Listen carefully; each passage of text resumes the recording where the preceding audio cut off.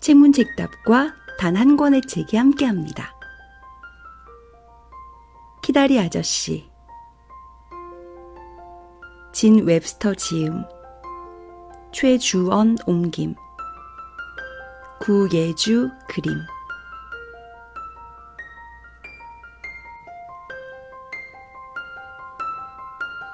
사랑스러운 소녀 주디가 쓴 가슴 설레는 편지와 그녀의 성장기.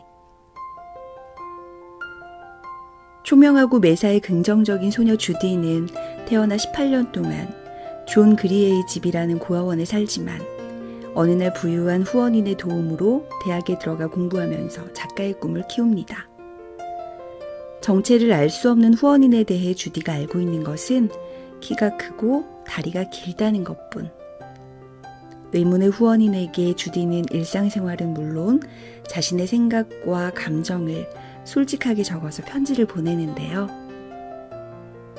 오늘 책문책답에서 함께 읽어볼 책은 진 웹스터의 키다리 아저씨입니다. 제루샤 에번 양이 키다리 아저씨 스미스 씨에게 보내는 편지들. 퍼거슨 홀 215호 9월 24일 고아들을 대학에 보내주시는 친절한 후원인께 도착했어요. 어제 기차를 4시간이나 탔지 뭐예요? 웃긴 일이에요. 그렇죠? 전에는 기차를 타본 적도 없던 애가. 대학은 제일 크고 또 가장 얼빠지는 곳이네요. 글쎄 기숙사 방을 나설 때마다 길을 잃는다니까요. 나중에 좀 정리가 되면 학교에 대해 설명해 드릴게요. 수업 얘기도 해드릴 거고요. 월요일 아침부터 수업이 시작된대요. 지금은 토요일 밤이고요. 그래도 먼저 편지로 아저씨랑 인사하고 싶었어요. 모르는 사람한테 편지를 쓰기란 여간 이상한 일이 아니군요. 저한테는 편지를 쓰는 것 자체가 낯설답니다. 살면서 서너 번밖에 써본 적이 없거든요. 그러니 제 편지가 본보기가 될 만큼 훌륭하지 못하더라도 부디 눈 감아주세요. 어제 아침에 고아원을 나서기 전에 리펫 원장님과 아주 진지하게 대화를 나눴어요. 원장님은 제가 남은 평생 동안 어떻게 행동해야 하는지, 특히 제게 이토록 많은 것을 베풀어 주시는 친절한 신사분께 어떻게 행동해야 하는지 설명해 주셨어요. 원장님은 제가 존경하는 마음을 가져야 한대요. 하지만 어떻게 존 스미스라고 불리기를 원하는 사람을 존경할 수 있죠? 조금이라도 개성이 있는 이름을 고르지 그러셨어요. 차라리 말 매는 기둥님, 빨랫줄 기둥님에게 편지를 쓰는 게 낫겠어요. 올 여름에 아저씨 생각을 아주 많이 했답니다. 그 세월을 다 지나 이제야 내게 신경 써주는 누군가가 생기다니. 가족이라도 찾은 기분이 들어요. 이제 저도 누군가에게 소속된 것 같고 이런 상황이 저는 아주 편하네요. 하지만 굳이 말씀드리자면 제가 아저씨를 생각하려고 해도 별로 상상력을 발휘할 구석이 없답니다. 제가 아는 거라고는 3가지 뿐이거든요. 첫째, 아저씨는 키가 크다. 둘째, 아저씨는 돈이 많다. 셋째, 아저씨는 여자아이를 싫어한다. 여자아이를 싫어하는 분이라고 부를까 했는데 그건 저에게 모욕이 되더군요. 돈 많은 분이라고 부를까 했지만 그러면 중요한 특징이라고는 돈밖에 없어 보여서 아저씨에게 모욕이 될 것 같고요. 게다가 부자라는 건 너무 외적인 특징이잖아요. 아저씨가 평생 돈이 많을지는 모르는 거고요. 월스트리트에 사는 똑똑한 아저씨들도 많이들 망하니까요. 하지만 아저씨의 키는 적어도 평생 줄어들 일이 없을 거예요. 그래서 저는 아저씨를 키다리 아저씨라고 부르기로 했어요. 싫어하지 않으셨으면 좋겠어요. 사적인 애칭일 뿐이니까요. 리펫 원장님께는 알리지 않을 거잖아요. 2분 후에 10시 종이 울려요. 여기서는 하루가 종소리로 구분돼요. 종소리에 맞춰 밥을 먹고 잠을 자고 공부를 하죠. 아주 활기차고 좋아요. 하루 종일 소방차 끄는 말이 된 기분이에요. 종이 울리네요. 불이 꺼져요. 좋은 밤 보내세요. 제가 얼마나 칼같이 규칙을 지키는지 보세요. 다 존 그리에이 집에서 훈련받은 덕분이랍니다. 아저씨를 가장 존경에 맞이하는 제루샤 에벗 올림. 키다리 스미스 아저씨께. 10월 1일 키다리 아저씨께. 학교가 너무 좋고 이런 학교에 저를 보내주신 아저씨도 너무 좋아요. 정말 행복하고 매 순간 너무 신이 나서 잠도 못 이룰 지경이랍니다. 존 그리에의 집이랑은 얼마나 다른지 상상도 못 하실 거예요. 세상에 이런 곳이 있는지 꿈에도 몰랐어요. 여학생이 아니어서 이 대학교에 오지 못하는 사람들이 너무 안 됐어요. 아저씨가 젊었을 적 다닌 대학교도 이렇게 좋지는 않았을 거예요. 제 방은 새로 양호실을 짓기 전에 전염병 병동이었던 탑에 있답니다. 탑의 같은 층에는 저 말고 학생 3명이 있어요. 매일 조금만 더 조용히 해줄 수 없냐고 물어보는 안경 낀 4학년 선배 1명, 셀리 맥브라이드랑 줄리아 러틀리즈 펜들턴이라는 신입생 2명이에요. 셀리는 들창 코에 머리카락이 붉고 성격이 꽤 상냥해요. 줄리아는 뉴욕에서 알아주는 가문 출신인데 아직 저한테는 아는 체를 안 해요. 그 2명이서 방을 같이 쓰고 4학년 선배랑 저는 1인실 써요. 보통 신입생은 1인실을 쓰지 못해요. 방이 정말 귀하거든요. 그런데 저는 부탁하지도 않았는데 1인실을 쓰게 됐어요. 교무과장님 입장에서는 좋은 환경에서 자란 학생에게 버려진 애랑 방을 같이 써달라고 부탁하기가 곤란했나 봐요. 고아라는 게 장점도 있답니다. 제 방은 북서쪽 모퉁이에 있고 창문 2개가 달려서 밖이 잘 보여요. 한 방에서 20명의 아이들이랑 18년을 지내다 보면 혼자 있는 게 참 편하답니다. 처음으로 제루샤 에벗과 친해질 기회가 생겼어요. 그 애가 마음에 들 것 같아요. 아저씨도 제루샤 에벗이 마음에 드시나요? 화요일. 신입생 농구팀을 꾸리고 있는데 제가 들어갈 수 있을 것 같아요. 물론 저는 키는 작지만 무시무시하게 날렵하고 강단 있고 강인하거든요.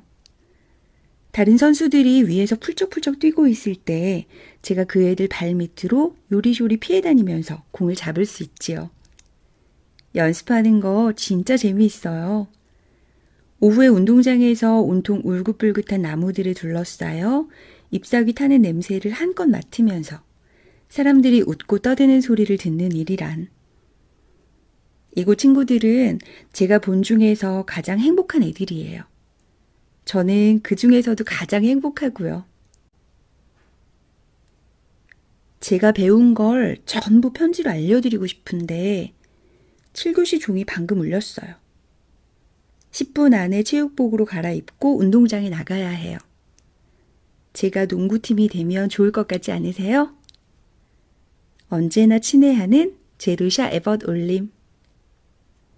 추신. 셀리 맥브라이드가 제 방 문 안으로 고개를 빼꼼하게 들이밀고 이렇게 말하더군요.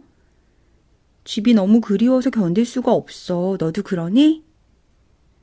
저는 조금 웃어 보이며 아니라고 견딜 수 있을 것 같다고 대답했어요. 집이 그리운 것만큼은 제가 겪지 않을 감정이에요.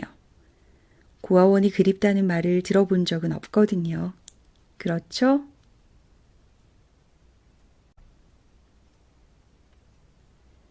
(10월 10일) 키다리 아저씨께. 아저씨는 미카엘 안젤로라고 들어보신 적 있으세요? 중세시대 때 이탈리아에 살았던 유명한 화가래요. 영문학 시간에 제가 미카엘 대천사 아니냐고 했더니 다들 웃는 거 보면 모두 그 화가를 아는 모양이에요. 이름이 미카엘 대천사랑 비슷하잖아요. 그렇죠? 대학교에서 문제는 한 번도 배운 적 없는 걸 많이도 알고 있어야 한다는 거예요.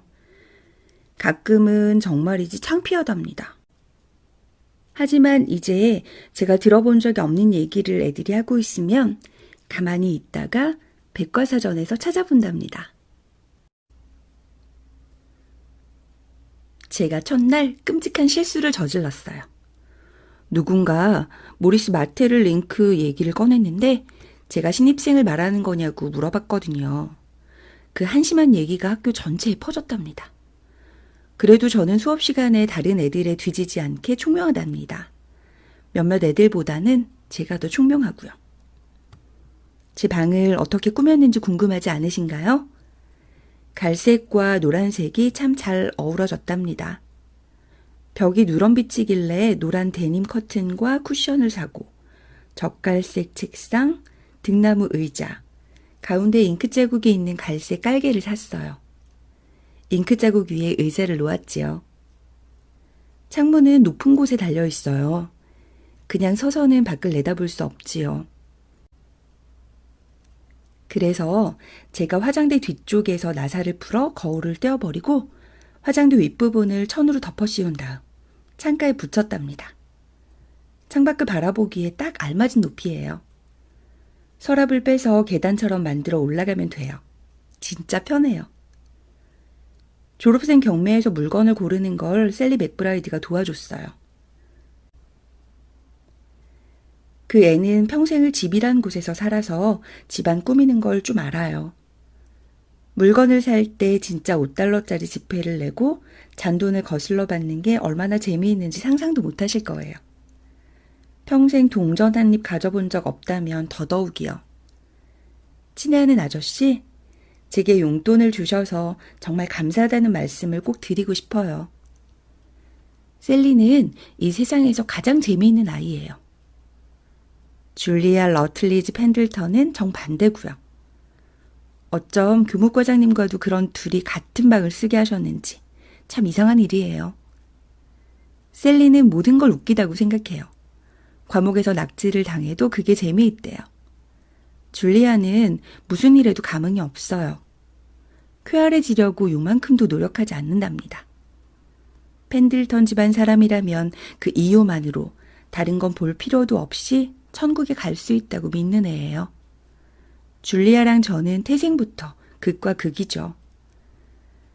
아저씨는 이제나 저제나 제가 뭘 배우고 있는지 듣기만을 기다리셨겠죠? 라틴어 2차 포에니 전쟁. 한니발이 이끄는 군대가 지난밤 트라시메노 호수에 진을 치며 매복하고 로마인을 공격할 준비를 했어요. 오늘 아침에 4번째로 순찰을 돌다가 전투가 일어났어요. 로마인이 퇴각했고요. 프랑스어 3총사 24쪽 진도를 나갔고 3인칭 활용형과 불규칙 동사를 배웠어요. 기하학 원통형을 끝냈고 지금은 원뿔을 배워요. 영어 설명문을 배우고 있어요. 제 문체가 나날이 깔끔하고 간결해지고 있답니다. 생체학 소화기 계통에 들어갔어요. 다음 시간에는 담즙과 췌장을 배워요. 지식인으로 거듭나고 있는 제루샤 에벗 올림. 추신 아저씨는 술에는 손도 대지 않으시겠죠? 술은 간에 치명적이랍니다. 수요일 친애하는 키다리 아저씨께 제 이름을 바꿨어요. 서류상으로는 여전히 제루샤지만 실제로는 어디서든 주디로 불려요. 살면서 딱 하나 있던 애칭을 정식 이름으로 삼아야 한다니 정말 안 됐지요? 그래도 주디라는 이름을 제가 지은 건 아니랍니다.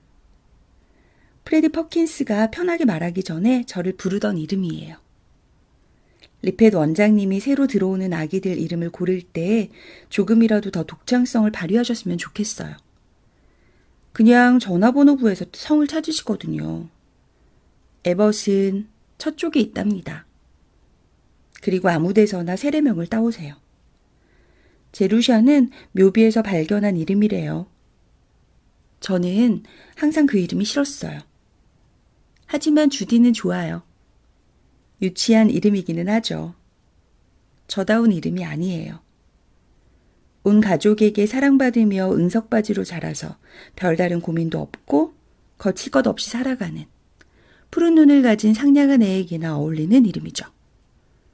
그런 삶을 살면 좋지 않겠어요? 어떤 결점이 있더라도 가족에게 응석 부리며 자랐다고 비난할 사람은 없으니까요. 그렇게 잘한 척 하는 것도 꽤 재미있답니다. 앞으로는 꼭 저를 주디라고 불러주세요. 그거 아세요? 저는 염소 가죽 장갑이 3켤레 있답니다. 염소 가죽으로 된 벙어리 장갑을 크리스마스 트리에서 가져와 본 적은 있지만 5손가락이 달린 진짜 장갑은 아니었거든요. 새로 생긴 장갑을 틈날 때마다 꺼내어 보고 있답니다. 장갑을 끼고 수업에 가는 것만은 겨우 참고 있어요. 저녁 식사 종이 울리네요. 그럼 안녕히.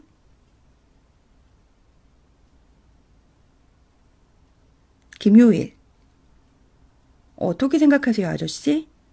영어 교수님께서 지난번에 제출한 제 글이 특출나게 독창적이라고 말씀하셨어요. 진짜로요. 교수님이 그렇게 말씀하셨다니까요. 제가 18년 동안 교육받은 걸 생각해보면 그게 가능한 걸까요? 아저씨도 틀림없이 알고 계시고 기꺼이 인정하시겠지만 존 그리에의 집의 목표는 97명의 고아를 97 쌍둥이로 만드는 거예요.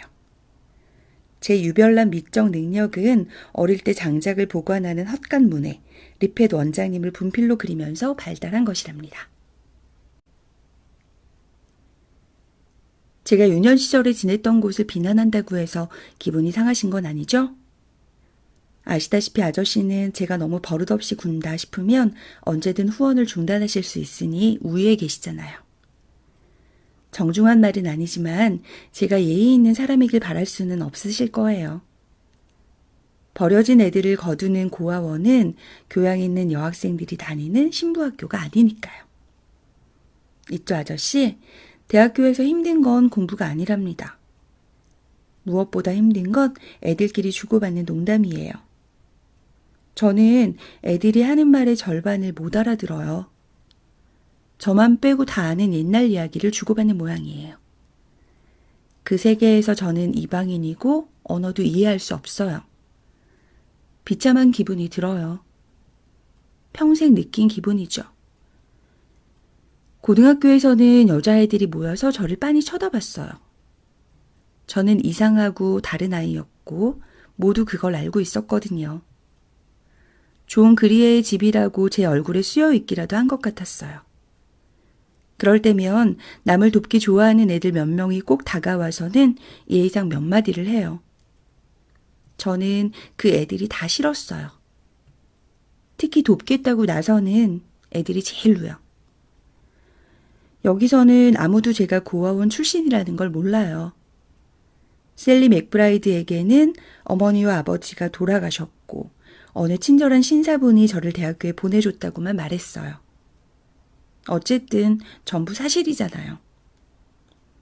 제가 겁쟁이라고 생각하시지는 않으셨으면 해요. 저는 다른 애들처럼 되고 싶은데 단 하나 커다란 차이점이 있다면 제 어린 시절을 어렴풋이 지배하는 그 끔찍한 고아원 뿐이잖아요. 저만 그 기억에 등 돌리고 입 닫으면 다른 애들처럼 호감 가는 사람이 될 수 있을 것 같아요. 사실 깊은 구석을 보면 저나 다른 애들이 별다를 것도 없잖아요. 그렇지 않은가요? 어쨌든 셀리 맥브라이드가 저를 마음에 들어 한답니다. 언제나 친애하는 주디 에벗. 토요일 아침. 제가 쓴 편지를 방금 읽어봤는데 그다지 활기차지는 않네요. 그렇지만 제가 월요일 아침까지 특집 총론을 써야 하고 기하학 복습도 해야 하는데 감기에 걸리는 바람에 마냥 재채기가 나와요.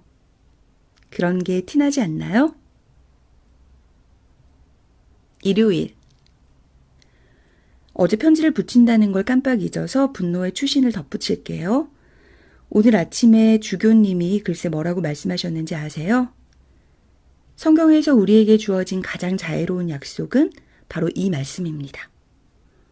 가난한 자들은 너희와 함께 항상 있거니와 우리가 너그러운 성품을 유지할 수 있도록 가난한 자들이 이 세상에 보내줬다는 말씀이시지요. 잘 보세요. 가난한 사람들을 쓸모있는 가축으로 취급하는 거라고요. 제가 이토록 완벽하게 교양을 갖추지 않았더라면 예배가 끝난 후에 가서 제 생각을 말씀드렸을 거예요. 10월 25일 키다리 아저씨께. 농구팀에 들어갔는데 제 왼쪽 어깨에 난 멍을 보셔야 해요. 퍼렇고 붉은 멍에 주홍빛으로 실금이 여러 개나 나 있어요. 줄리아 펜들턴도 들어오고 싶어 했는데 떨어졌어요. 야호! 제 심보가 얼마나 못 드는지 아시겠죠? 학교 생활은 점점 좋아지고 있어요. 친구들도, 교수님도, 수업도, 캠퍼스도, 식사도 좋아요. 일주일에 2번 아이스크림이 나오고 옥수수 가루로 만든 죽 같은 건 찾아볼 수도 없답니다. 한 달에 한 번만 편지를 쓰라고 하셨지요? 그런데 제가 며칠이 멀다 하고 편지를 보내고 있네요. 이 모든 새로운 모험에 너무 신이 나서 누구한테라도 말하지 않고는 못 베기겠어요. 그런데 제가 아는 사람은 아저씨가 유일하잖아요. 제가 유난을 떨어도 이해해 주세요. 금방 진정될 거예요. 제 편지가 너무 지루하면 언제든 쓰레기통에 버리셔도 돼요. 11월 중순까지는 편지를 안 쓰겠다고 약속드릴게요. 둘째가라면 서럽게 말이 많은 주디 에벗 올림. 10월 15일 키다리 아저씨께. 제가 오늘 뭘 배웠는지 들어보세요. 정각불의 절단 면적은 밑면의 둘레의 합에 옆면의 높이를 곱한 걸 절반으로 나눈 값이랍니다. 거짓말 같아도 사실이에요. 증명할 수도 있다고요.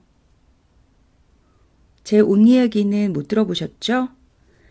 다 아름다운 새 것에 누군가에게 물려받은 게 아니라 오롯이 저만을 위한 옷이 6벌 있답니다. 고아인 제가 인생의 정점을 누리고 있다는 걸 아시나요? 아저씨 덕분이랍니다. 정말로 많이 감사드려요. 교육을 받는다는 건 좋은 일이에요. 하지만 새 옷 6벌을 갖는 아찔한 경험에는 비할 게 아니랍니다. 옷은 존 그리의 집 사찰위원인 프리처드 양이 골라주었어요. 리펫 원장님이 아니라 천만다행이지 뭐예요. 실크에 분홍 면사를 덧댄 이브닝 드레스 1벌. 교회 갈 때 입는 파란 원피스. 동양적인 장식이 달린 저녁 식사용 빨간 원피스. 장밋빛 샬리천 원피스. 편하게 입는 회색 옷. 수업에 입고 가는 평상복이 있지요.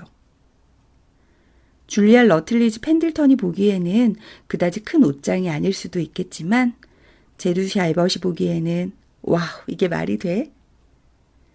제두시 알벗이 얼마나 경박하고 얄팍한 여자인지 이런 애를 가르치는데 돈을 쓰다니 이게 무슨 낭비인가 생각하고 계시겠죠?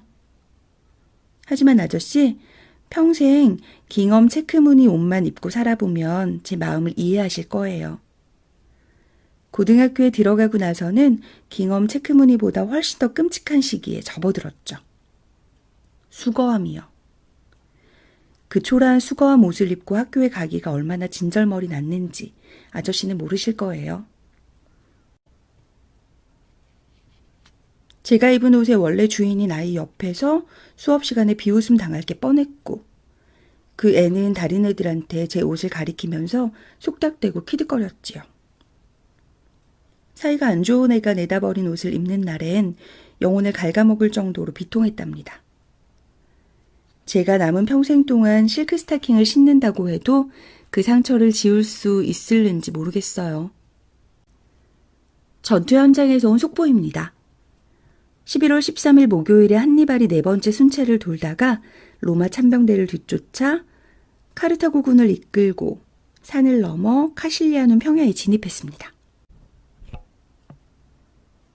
가볍게 무장한 누미디아 소규모 부대가 퀸투스 파비우스 막시무스 보병대와 전투를 벌였습니다. 2번의 전투와 작은 접전이 있었습니다. 로마인이 큰 손실을 입고 퇴각했습니다. 지금까지 아저씨께 속보를 전할 수 있어 영광인 특파원이었습니다. 전선에서 주디 에벗 올림. 추신. 답신을 하시리라고 기대하면 안 되는 걸 알아요. 이것저것 물어보며 아저씨를 귀찮게 하지 말라고 경고도 받았고요. 하지만 아저씨, 이번 한 번만 말씀해 주세요. 아저씨는 많이 늙었나요? 아니면 조금만 늙었나요?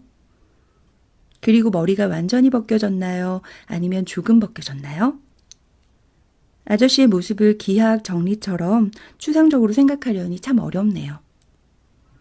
여자아이를 싫어하지만 꽤나 버릇없는 여자아이 한 명에게는 굉장히 관대한 키 큰 부자 아저씨. 그런 사람은 어떻게 생겼을까요? 회신 부탁드립니다.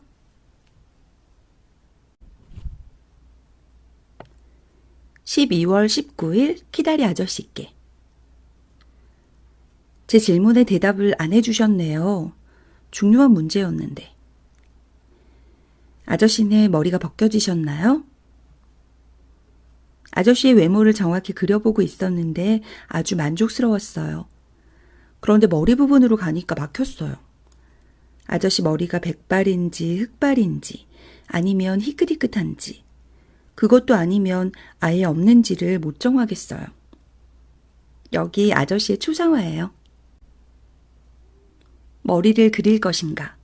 그게 문제랍니다. 눈 색깔을 어떻게 그렸는지 알고 싶으세요? 눈은 회색이에요. 눈썹은 현관 지붕처럼 튀어나왔고 입은 직선으로 뻗다가 끝으로 가면 처지게 그렸어요. 아, 있잖아요. 이제 알겠어요. 아저씨는 성미가 보통이 아닌 떽떽거리는 영감님이로군요. 오후 9시 45분. 규칙을 하나 세워 절대 어기지 않기로 했어요. 아무리 다음날 아침에 쓸 보고서가 많다고 해도 절대로 밤에는 공부하지 않는 거예요. 대신 그냥 책을 읽기로 했답니다. 아시잖아요. 제가 메워야 할 시간이 자그마치 18년이랍니다.